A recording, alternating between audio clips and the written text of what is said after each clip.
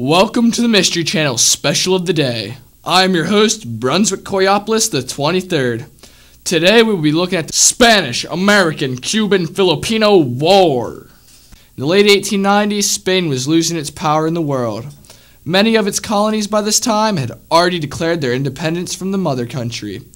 America has always wanted to take control of Cuba, and they quickly saw that this could be their prime opportunity. We start as the American people feel a movement towards war.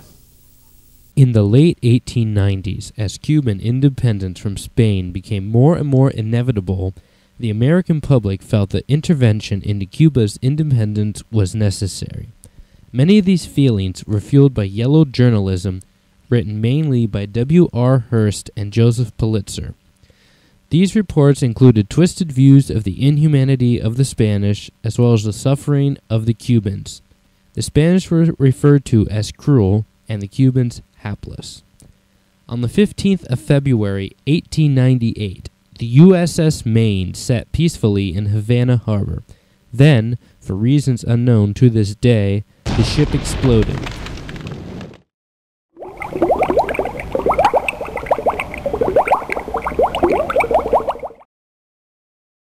Hearst quickly wrote an article declaring that the ship was sabotaged by the Spaniards.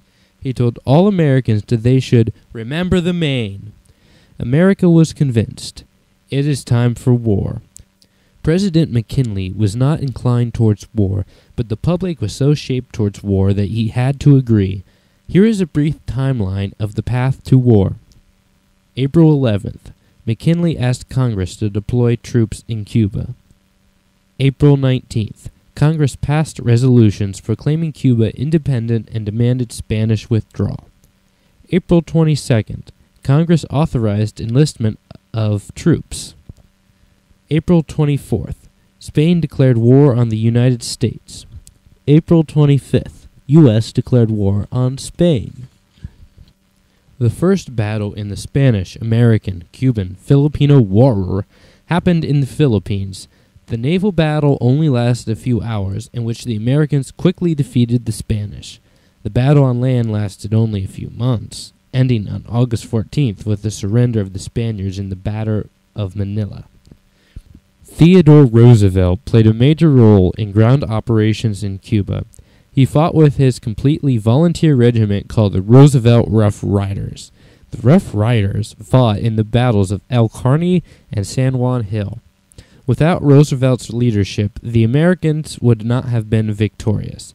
These two battles were the bloodiest in the war, with 1,200 American casualties and 593 Spanish casualties. A news reporter of the time tells the story of the capture of Santiago. Hello, this is Brunswick Coyopolis here in Cuba. On the other side of this hill is the Roosevelt Rough Riders fighting the Spanish for the independence of Cuba. Led by Teddy Roosevelt, this fighting group is entirely volunteer. They have been here at Santiago all day fighting alongside the Cubans. Here is some footage from earlier today.